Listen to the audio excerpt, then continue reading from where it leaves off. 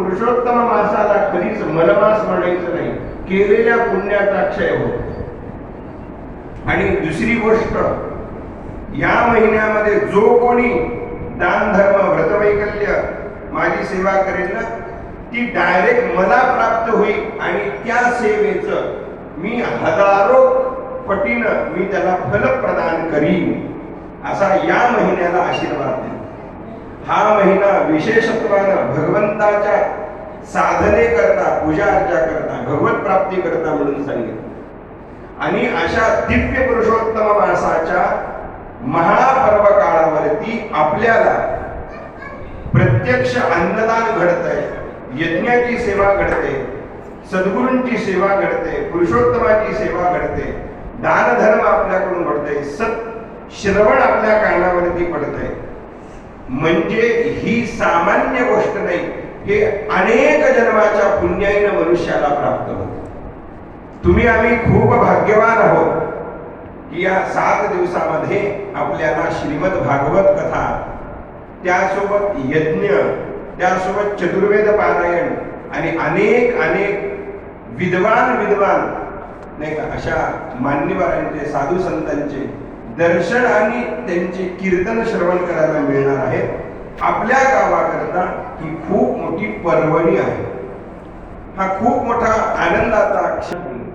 99 वर्ष आपली अशी सेवा झाली, तर 100व्या वर्षी आपली जी जुनी परंपरा आहे ती मोडायची नाही. आपली जशी स्वामींची सेवा 99 वर्षापासून चालू आहे, तशी 100व्या वर्षी सुद्धा. आणि मी त्यांना म्हणलं होतं की मी तर तुमच्या घरचा आहे, मी नेहमी येतो. पालनकर आणि वजूरकर हे नातं खूप वेगळं आहे. मग आम्हाला काही वजूर हे गाव वेगळं वाटत नाही, आम्हाला आमचंच गाव आहे.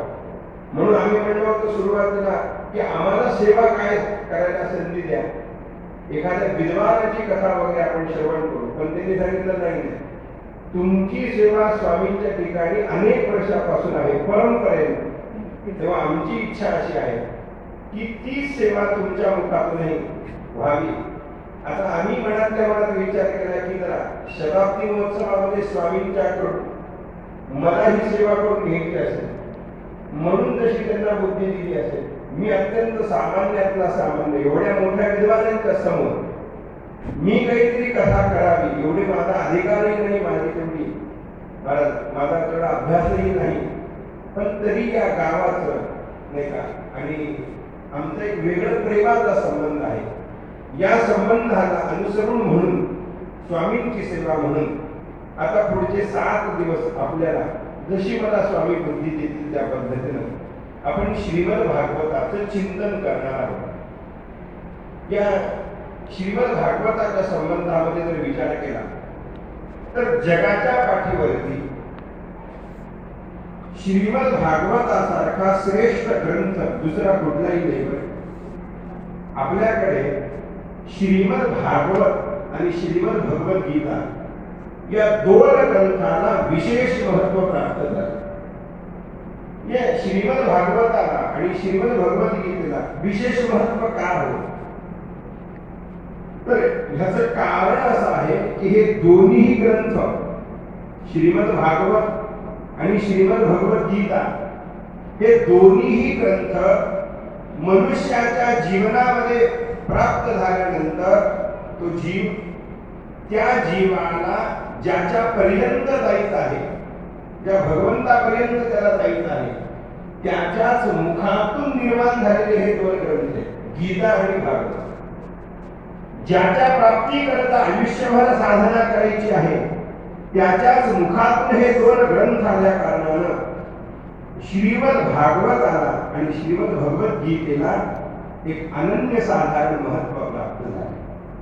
अहो, जगद्गुरु तुकोबाराय तर एका ठिकाणी असं सांगतात, गीता भागवत करीती श्रवण अखंड चिंतन विठोबाचे, तुका म्हणे मज घडो त्यांची सेवा परी माझ्या देवा पारणे. म्हणजे बघा, जगद्गुरु तुकोबारायांच्या सारखा महात्मा म्हणतो आहे की जे श्रीमद भागवत श्रवण करणारे लोक आहेत ना, त्या लोकांची सेवा मला प्राप्त व्हावी.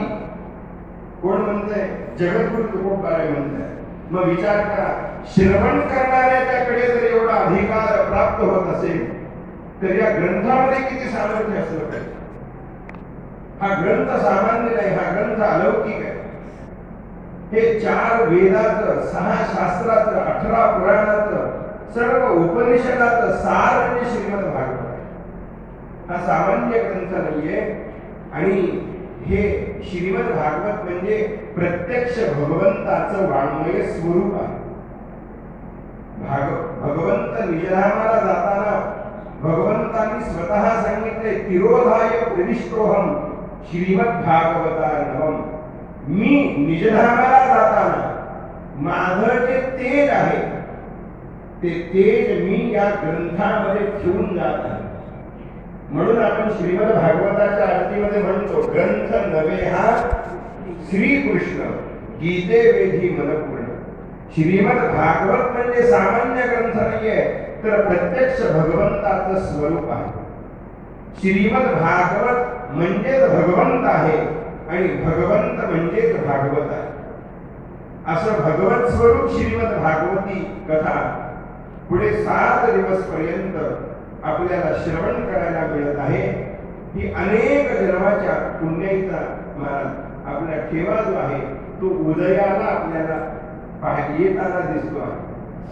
आणि अजून सांगू, ज्ञानेश्वर महाराजांनी ज्ञानेश्वरीमध्ये सांगितलं, माणसाला माणूस म्हणून जर जगायचं असेल, ज्ञानेश्वर महाराजांची भाषा आहे, माणसाला माणूस म्हणून जर काही जीवन जगायचं असेल ना, तर त्या माणसाने जीवनामध्ये भक्ती तर जन्य ज्ञान वैराग्य याची जोपासना करायला हवी. ज्याच्या जीवनामध्ये भक्ती नाहीये तर जन्य ज्ञान वैराग्याची जोपासना नाहीये. म्हणजे भक्ती विरहित जे जीव आहेत, ज्ञानेश्वर महाराजांनी सांगितलं, अगा पृथ्वीवरी पाषाण नसती काही. पृथ्वीवरचे पाषाणपणे, पाषाण म्हणजे दगड नाही का, तैसे माझी भक्ती बिण जडो ते जियाले पण अगा पृथ्वीवरी पाषाण नसती काही नाही का. ते ज्ञानेश्वर महाराजांनी सांगितलं, ज्याच्या जीवनामध्ये भक्ती नाहीये, ज्ञान नाहीये, वैराग्य नाहीये, त्याचं जीवन म्हणजे पाषाण आहे, दगड आहे, जडो म्हणे ते जीवन. म्हणून माणूस म्हणून जर काही जीवन जगायचं असेल ना, तर त्याच्याकरता भक्ती, ज्ञान आणि वैराग्याची जोपासना करायला पाहिजे. आणि सांगू, भक्ती, ज्ञान आणि वैराग्य ह्याच्या करता श्रीमद भागवताच्या सारखा श्रेष्ठ ग्रंथ दुसरा जगाच्या पाठीवर नाही. श्रीमद भागवताच्या श्रवणाला अंतःकरणात भक्ती निर्माण होते आणि तज्जन्य ज्ञान वैराग्य त्याच्या ठिकाणी वैराग्य निर्माण होत. म्हणून श्रीमद भागवत जीवनामध्ये खूप आवश्यक आहे. आपण खूप भाग्यवान आहोत की आपल्याला अनेक वेळा, वर्षातून अनेक वेळा ते श्रवणाला प्राप्त होत. 3 स्वामींच्या 3 पुण्यतिथी, एक रामेश्वर भगवंताचा उत्सव, त्याच्यानंतर राम मंदिरामध्ये वेगळे उत्सव, अशा वेगवेगळ्या उत्सवाच्या निमित्तानं आपल्या या गावामध्ये दिव्य अशी श्रीमद भागवताची परंपरा प्राप्त आहे. हे वारंवार पुन्हा प्राप्त होत आहे. ही खूप मोठी भाग्याची गोष्ट आहे. आणि सांगू, मनुष्याच्या जीवनामध्ये अशा पद्धतीचे सत्संग, अशा पद्धतीचे सोहळे प्राप्त होण्याकरता 3 गोष्टी पाहिजे असतात. कोणत्या कोणत्या? एक पहिली गोष्ट सांगितली, इच्छा. पहिली गोष्ट काय सांगितली? कोणतंही सत्कर्म करण्याकरता, कोणतेही सत्कार्य करण्याकरता, कोणतेही सत्श्रवण करण्याकरता, एखादा सत्संग जीवनामध्ये प्राप्त होण्याकरता पहिल्यांदा अंतःकरणामध्ये इच्छा व्हावी लागते. काय व्हावी लागते? इच्छा.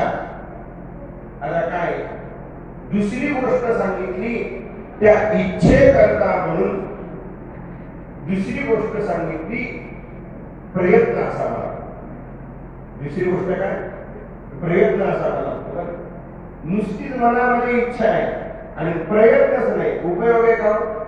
म्हणून इच्छापूर्ती करता मनुष्य प्रयत्नशील असावा लागतो. म्हणून आता पहिल्यांदा चारधाम यात्रेला जावं असं मनात निर्माण इच्छा व्हायला पाहिजे.